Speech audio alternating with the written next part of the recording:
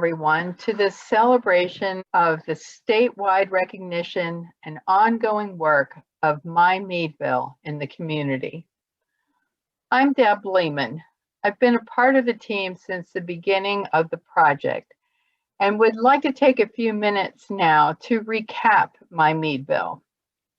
In 2015, Mary Spicer recognized the opportunity of the Community Heart and Soul Project for the Meadville community. She applied for and received a grant through the Pennsylvania Humanities Council to operate the Heart and Soul program in Meadville. The project commenced in 2016 based on the Heart and Soul guiding principles: involve everyone, focus on what matters most, and play the long game. After the project launched, the program entered a transitional phase, rebranding as Meadville. Dave Anderson, who will speak later, served as the transitional project coordinator until the hiring of Autumn Vogel as the permanent part-time program coordinator in early 2017. In order to involve everyone, the team focused on gathering data from a broad range of community members. We took part in many community events like Second Saturday and Winterfest. The team hosted events as well, such as community picnics in a variety of neighborhoods. The object was to collect data, fin data, answers to brief questions like, what do you love about Meadville? And thick data, collected by conducting in-depth interviews with individuals and small groups, for instance, childcare staff. To focus on what matters most, all the data and interviews were processed by Stephanie Martin and her team of Allegheny College students. Themes emerged. Individual data points were organized around broad topics. At a large community potluck, teams of community members discerned the most salient ideas that resonated through the raw data. These themes were then boiled down to the value statements displayed on the beautiful poster I think many of you have.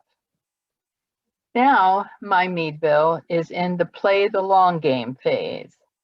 The value statements developed by the Community Heart and Soul process are available to guide and inform decision-making on all levels of government and society.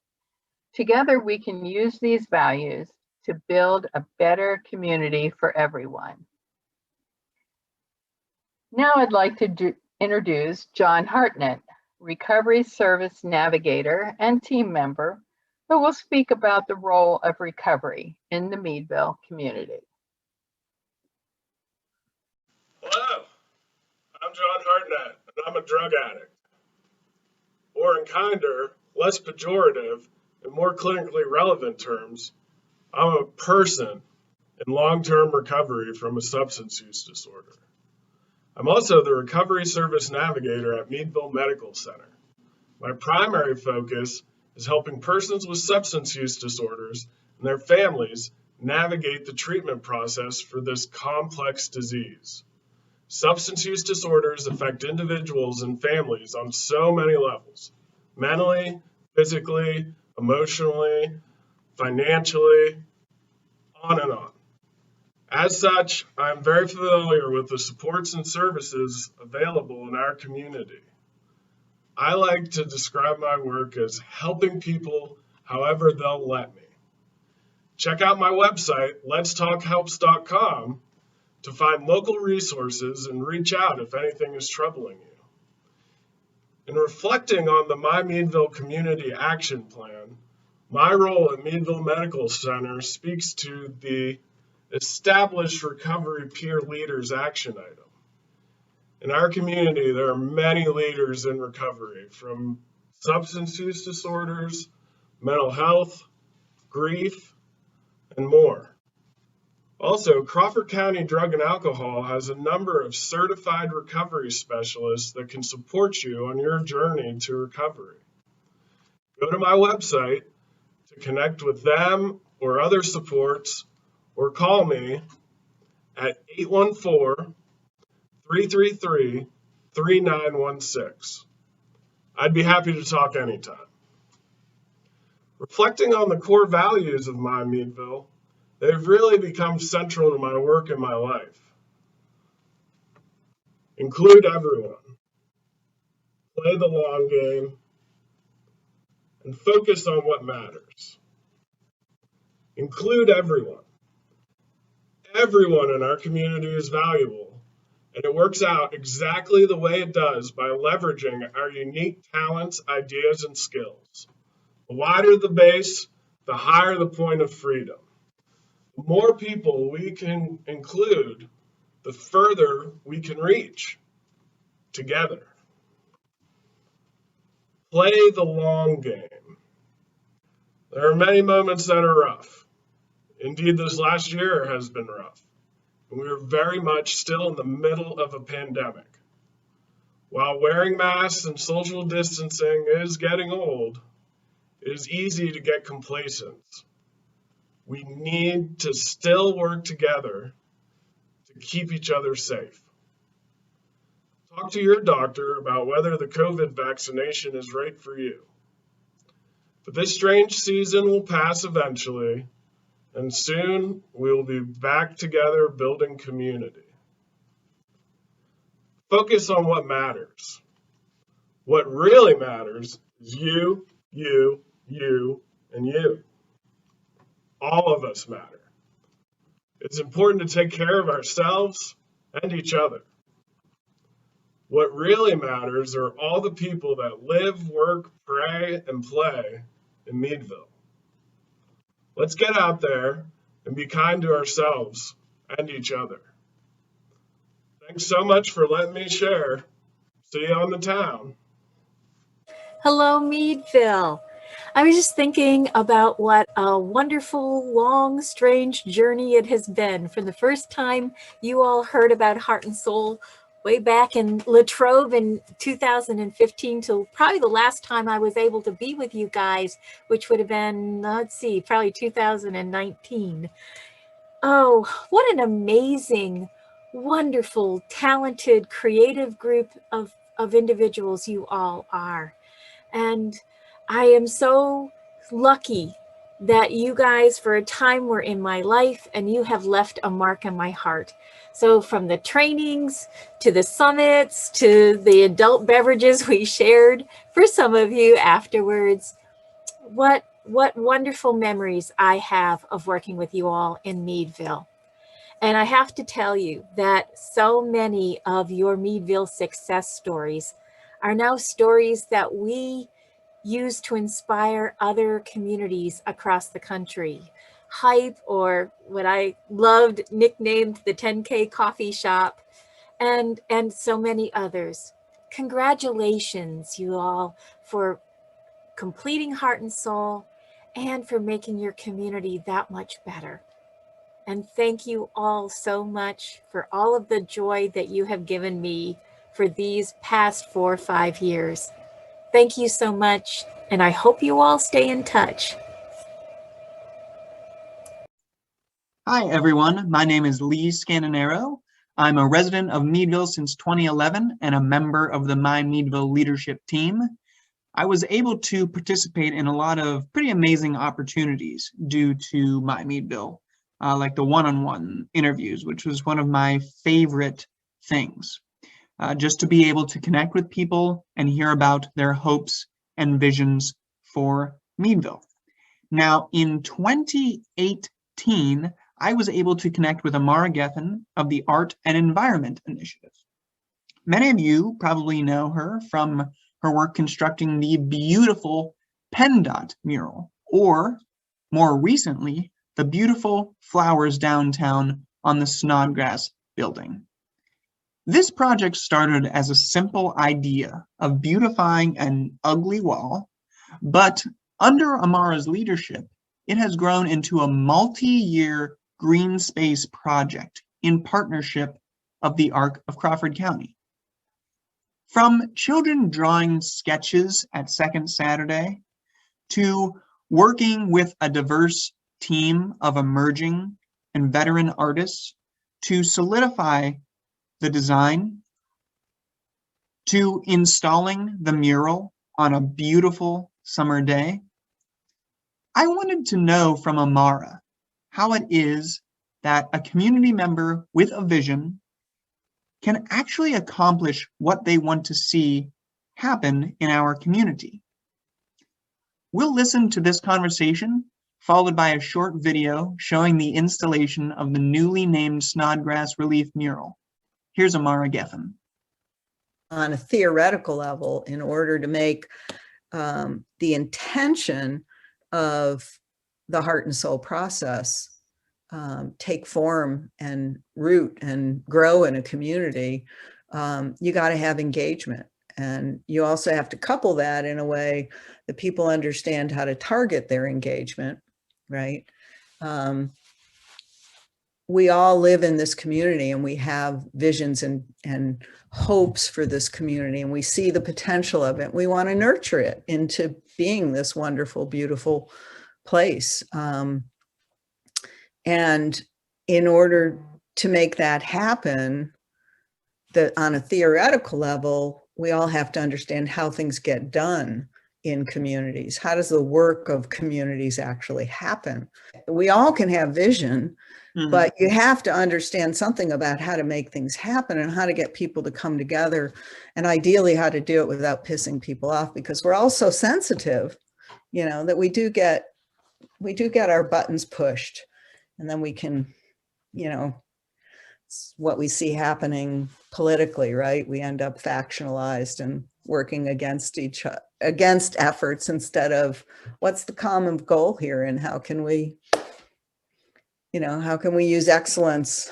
And unity is part of excellence, right? And unity is a key principle of design, unity and variety. You got to have that balance, right? I think that with Miamiville, all of this work takes a lot of trust and mutual respect. And it takes time to listen, to hear each other. I mean, Lee, how long ago was it that you and I stood in that spot and I said, you know, if you put a mural up on this building, the other ones are going to look like crap. Yeah. You know, and there's this little rubbly pocket between the theater and the Meadville Club that, you know, that little space could get cleaned up and something could happen. And, you know, that was like 2018. Right. Yeah. So it doesn't, you know, if you allow things the time that is needed for an idea to gestate and to find its connection to all of the other initiatives and goals, you know, I mean, you know, things begin to work. I mean, we didn't get the DCNR grant because I have some fantastic vision. We got the DCNR grant because this project anchors to city goals, to county goals, to Economic Progress Alliance goals, you know, a whole series of goals that are going to take 20 years, I mean, or more still. They've been in the works for that long already, because the vision is simple on a certain level. It's to build connections between communities and to make communities thrive, to have equity in housing and employment and, you know, racial justice, in diversity. I mean, we even if we don't all language it in that exact way, we want harmonious, healthy communities to live in that are thriving, right? That aren't dying.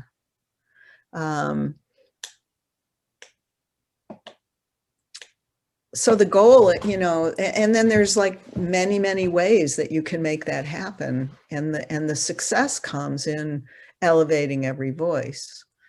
And I know that sounds really Pollyanna because there's a lot of voices we've heard of late that I certainly don't want to elevate, right? And so that's where we get in a tussle.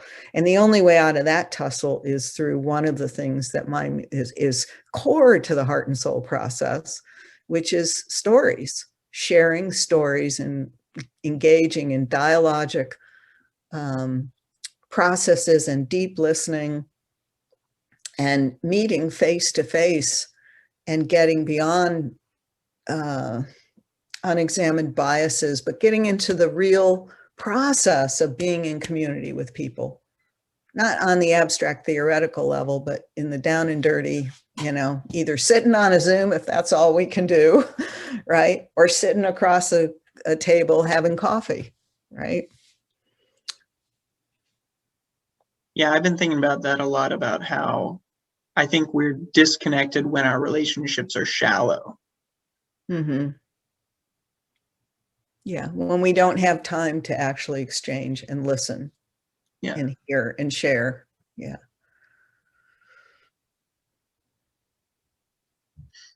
Well, that's a big one, isn't it? Yeah, that's doesn't get better than that.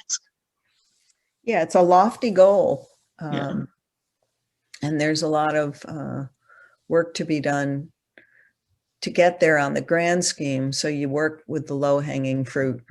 You work with what you can do right now, and every step of that takes you closer to that bigger thing.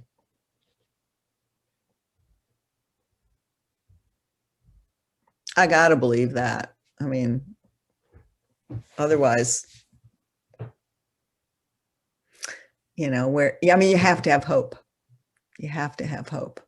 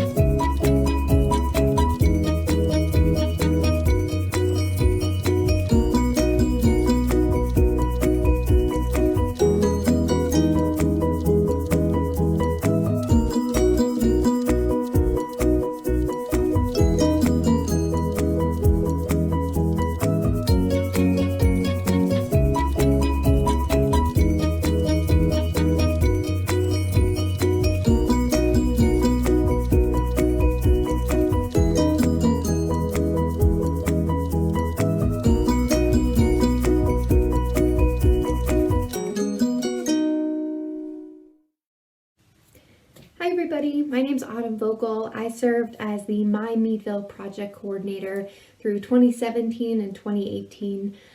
Some of my favorite moments from the Miamiville Community Heart and Soul Initiative happened in the fall of 2018, especially when we brought over 300 people together in Diamond Park for the world's largest potluck in Meadville. I very much loved bringing people, old and new, together to eat food and celebrate the good work that had been done. And I loved having to run to Pizza Villa for free pizzas every 10 minutes to keep people fed and happy at this large potluck. It was a lot of fun. Also in that fall, we were awarded the Pennsylvania State Planning Award for Best Planning Process in the state, which was really exciting and gave way to what you'll hear about next. Gary Johnson, the Assistant City Manager, is going to share with you the kind of proposed zoning ordinance that is built off of what people shared, what people love about their neighborhoods, and the kind of neighborhood character and preservation they want to see, all coming out of the Miamiville project. So a huge thanks to everyone that was part of this work. And here's Gary Johnson. Hello, Miamiville. This is Gary Johnson, Assistant City Manager and Zoning Administrator with the city. I'm here to talk to you about the city's zoning and comp plan update. We've been working on this for a little bit here. On the screen today, you can see right now, you can see on the right there is the proposed zoning map update that was gone to council. So I just want to get a little bit of background here on how we got here. In 1994 was the last zoning ordinance update. That was the last major revision to the ordinance.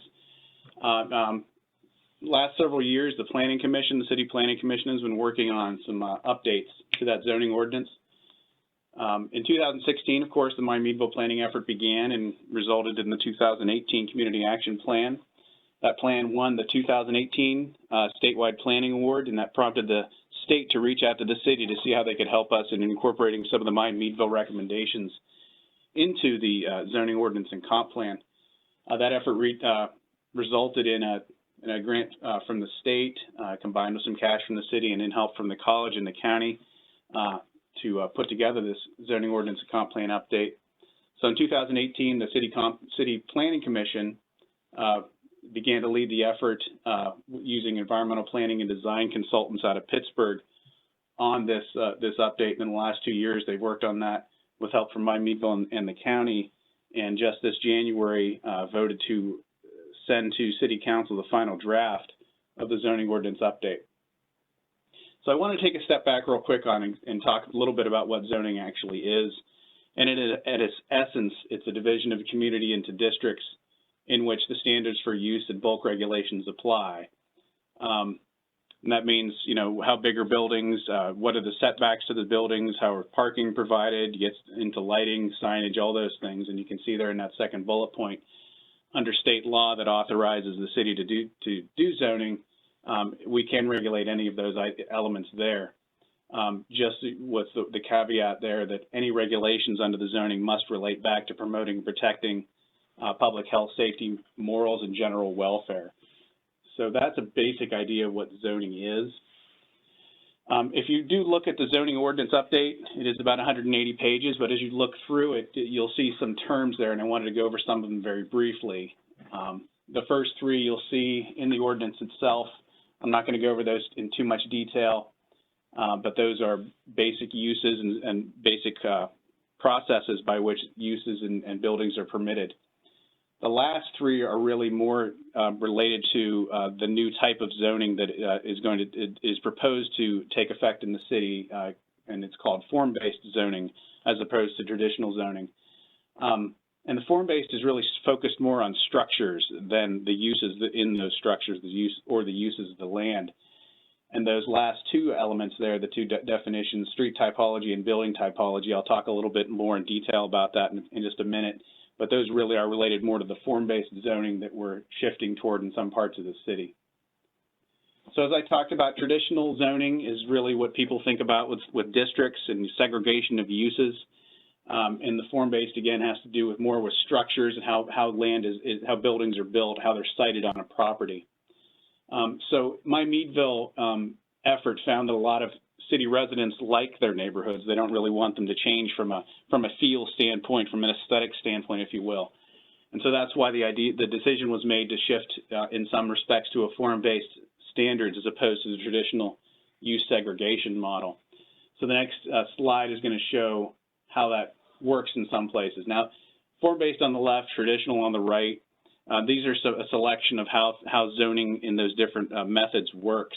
So, for example, with form-based zoning, the standards regulate the building typology, what it looks like. For example, under this proposed ordinance, a single-family dwelling would need to have essentially a sloped roof, horizontal siding, and be similar in size and mass to the neighboring homes. Under traditional zoning, building standards really related more to regulating height or the size of a building. The second there, you'll see standards regulating would regulate new building access and orientation. So it would say this is where the driveway would need to be, and this is what way the building needs to face. For example, buildings on a corner lot must face the busier street. The front door or the front of the house must face the busier street, and access to that property would be restricted to the side street for safety reasons. So you have less traffic. It should be safer to get onto that property from a side street. Under traditional zoning, the access regulations really just have to do with limiting the width of a driveway and the distances of those driveways from intersections, again, for traffic safety.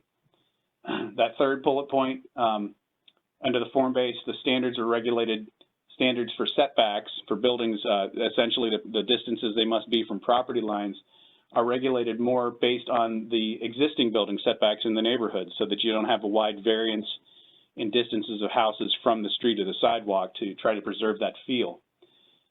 In traditional zoning, setbacks are really based on the zoning district. So in an R1 single-family residential district today, houses have to be at least 25 feet from the front property line. Doesn't matter what the other houses on the street might be sited at. And then that fourth bullet point, you'll see the form-based zoning would allow neighborhood-scale service businesses such as laundries, greengrocers, community centers, et cetera, in a residential area, in some of the residential areas, not all of them, but it would permit that. And under traditional zoning, uses really are more strictly segregated, as I indicated before, such as residential, commercial, and industrial. So under the proposed form-based zoning, it would permit more of a mixed-use feel, and you'll see that in the ordinance itself. This is a section of the city, the central portion of the city. You'll see in the upper left is 5th Ward. In the upper right is more the Allegheny College area. But all of those colored areas, MU1, MU2, MU3, DPH, and GBM, those are all the mixed-use districts where the form-based zoning would essentially take effect. The other areas are institutional, industrial, and single-family residential, and those, while there will be changes, there will be less mixed use in those other districts. And this does not include all of the city. The north end of the city is not included, as is some of the eastern part of the city, which would not be holistically affected by the change in the zoning ordinance.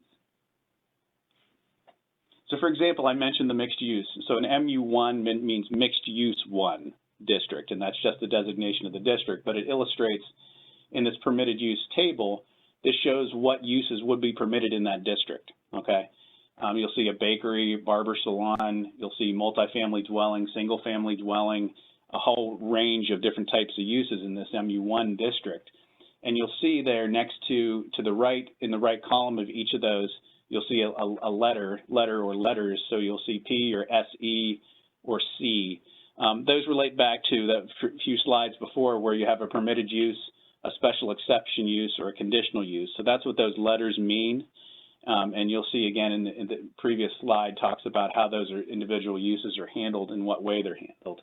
But this just really shows how the mixed uses would be governed in the MU1 district, which is just a sample for how it might work in the ordinance. One other mention I wanted to note that for people who might be concerned about how those commercial enterprises might affect otherwise residential neighborhoods, all commercial uses in a neighborhood area, such as again the MU1 or the MU2, those would all have to. Those are all governed by these 5 standards here. No matter what type of use it is, they would all be governed by these 5 that have to do with hours of operation, exhaust and ventilation, off-street parking, outdoor storage, and lighting. So that would be governed. That would govern any type of use that might go into any type of commercial use that might go into an otherwise residential area. So just that helps to protect the existing houses or residential uses from those incoming small commercial uses. One of the other main items, one recommendations coming out of Meadville is they would like to see more allowance for urban agriculture and community gardens, which is currently not really permitted under the zoning ordinance. And so under the proposed zoning ordinance, this would allow community gardens permitted in just about all the districts, and urban agricultural separately defined and regulated would be permitted also in several districts with limits on hours of operation, size limitations, some other things like that. Would also allow some seasonal farm stands at those at those locations to allow the community gardens and urban agriculture to take root, if you will. The other section of that, I just thought that was the zoning ordinance, and kind of quick and dirty. The other element of this effort, of course, was the comprehensive plan amendment. Last actual comprehensive plan of the city was completed in 2013. And what a comprehensive plan is, it's really a vision for the community. Has everything to do from land use to transportation to housing to where community facilities should be, infrastructure should be. And Meadville really served as an update to that 2013 plan. And that's why we wanted to incorporate some select provisions of the Meadville Community Action Plan into the city's comprehensive plan.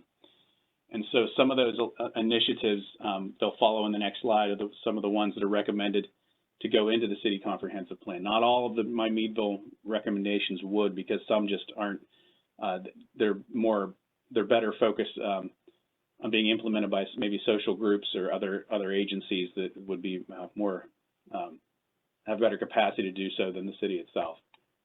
And so these are the initiatives for Meadville that are proposed to be incorporated into the city's comprehensive plan. Some of them, you'll see the second bullet there is the change in the zoning ordinance that prevents urban agriculture, which is of course underway.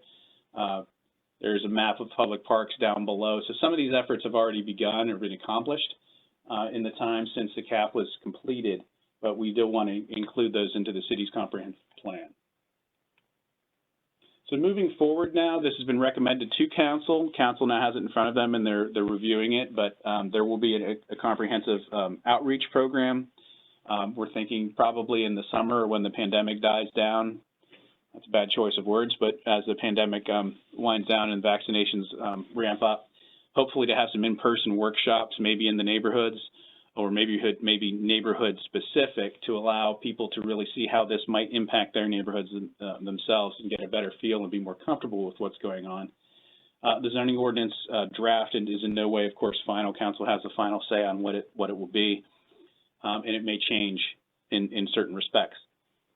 All that said, we hope to have adoption of the zoning ordinance and the comp plan update in fall to late 2021 this year. So hopefully that's the plan that we have, and hopefully it'll work, barring any seriously unforeseen circumstances, which I would, of course, would not dismiss. So any questions you might have? I am again Gary Johnson.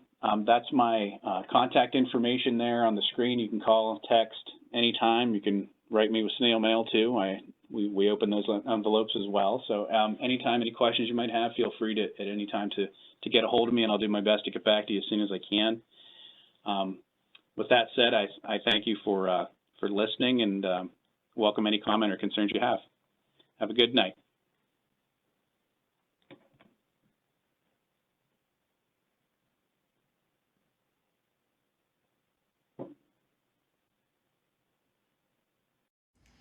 Hi, I'm Dan Hunter, and I was asked to write and share a poem tonight, but I had to write a story. It's called Dreamt Food. It began with a need to fill an emptiness inside, a need for community, for a place to belong, and grew into something bigger than ourselves. We filled our hearts by filling spaces that appeared as empty as we had felt. But under the concrete, covered with asphalt, was soil that had grown rich with nutrients through the years of being forgotten. In these spaces, we told our stories. Whispers of dreams were seeds of hope caught on the wind's breath, spread wide by any means, even in what the birds left behind in their flighted travels. Through the tiny cracks in the surface, the seeds made their way back to the earth, germinated, then took root, growing in the darkness, forcing their way into the light, breaking the surface, further fracturing the concrete. Even in their infancy, they were healthy. They were robust. In time, they bloomed forth. We picked the fruits they bore. We lovingly washed and prepared them. We brought them to the same table, sharing our bountiful harvest in this once empty place. We feasted, we chewed and swallowed. It followed the natural course of things, digesting, absorbing what's needed, and expelling what's not. I stand in the never the same space, knowing what we have consumed is what people have grown in their own separate lives, their own secret gardens, under cracked pavement, and have brought to the table to share. But what nourishes and sustains us is the sharing of our failures, disasters, blight, and our droughts. Everything we've digested to get to this point, this is what makes it ours. We can rejoice in each other's fruitful seasons, knowing we all have benefited from indiscriminate winds and flocks of irreverent birds. After years of storms washing away, floods that erode the soul, withering the droughts that followed. We remember the scum that grew on the surface of the puddles from which we were forced to drink before the rains returned.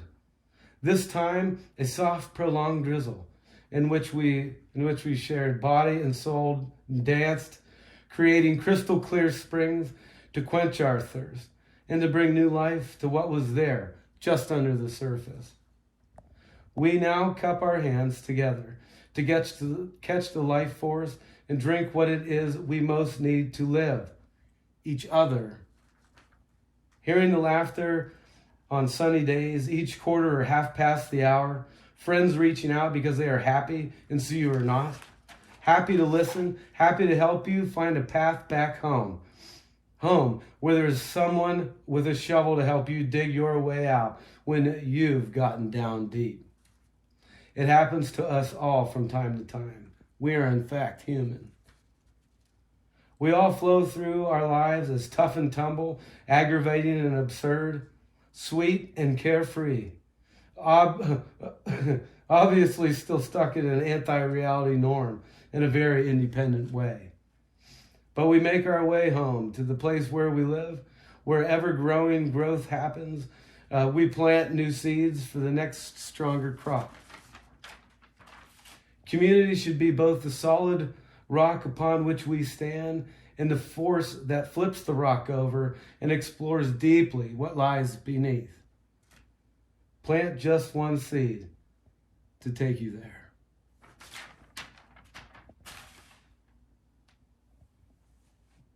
Hi, everybody. I'm Dave Anderson. I've been a resident of Meadville since the fall of 1990 when my wife and I moved to town when I got a job here in Meadville. Been a great place to live, great place to raise kids. And I'm looking forward to many more years in Meadville. I originally got involved in the My Meadville project in the spring of 2016 when some friends of mine asked me if I was interested in joining the board of the project or the advisory committee of the project, and I volunteered for that. And not really understanding what the project was going to be about, but I liked the group of people that was doing it and think, well, yeah, this is a group of people I would like to work with. I quickly became a bit of a convert to the Hartnett project, or the process. The more I learned about it, the more intriguing it was, and the more value I saw in it. In the goal of including the whole community in deciding or evaluating what the community wants, rather than maybe a small group of the local political leaders or a small group of business people or whoever deciding that some project is good to pursue and then going for it, because it may not necessarily be of value to everybody in the community, or we may be there may be another segment in the community that has a better idea. It's just they, for whatever reason, that project hasn't heard. So I thought that the goal of going out into the community and trying very diligently and in a orderly, in a planned process, trying to get everybody involved and get input from the project was really great. So I was on the board for a while, and then there was some transition, and I was the project coordinator for a couple of months, and the energy in Meadville, there's a lot more energy and a lot more happening in Meadville if you take the time to go out and look for it. Yeah, the second Saturdays, we had some great second Saturdays. So a lot of things going on. I can't even remember now the name of the project with the block cuts. Oh my gosh, that was great. The day they were down at second Saturday running a steamroller across big sheets of paper to make block prints was really cool. Going to the Westbury Chicken Barbecue and talking to people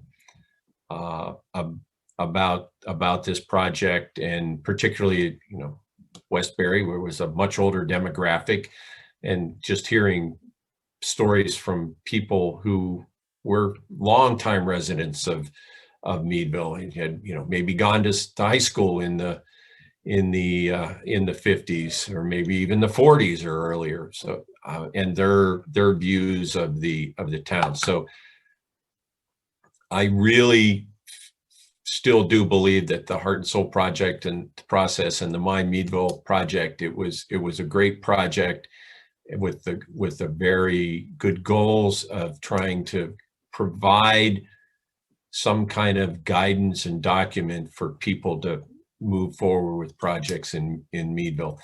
This presentation, because it's forced me to go back and look at the final product, which I had never done, and I'm very excited as I read through and see what was the end of something I had a part in helping getting started. So if anybody hasn't read the final plan, I highly recommend you take a look at it. There's a lot of good information there. So anyways, thank you very much. Okay, well, welcome, Leroy. It's so exciting for us to be presenting for the Pennsylvania Humanities Council to be presenting this plaque to the City of Meadville. You are hereby designated an official Heart and Soul community by PHC. And we just wanted to recognize that Meadville volunteers use the Heart and Soul method to gather stories from residents, especially those voices unheard, and developed a shared set of value statements and an action plan that I know you guys are continuing to implement. Meadville is a shining example of putting people first and planning for a future that involves everyone. So congratulations. We started with you guys in 2015, 2016. You were one of our pilot communities. We're so proud of what the residents, My Meadville, and the city, and all of the officials that have supported this process have been able to do. We know it's been a long journey. It never ends. The engagement process never ends, and the heart and soul of the community, of course, never wanes or never goes away. It's always there in some way, shape, or form. And I know that the city and the folks in My Meadville and the residents are trying to continue that process. We've seen some amazing gains from you guys in terms of some business development, new leaders stepping up. You guys have done some projects and zoning projects that have helped, we're in the mix, but, also really supported by this process.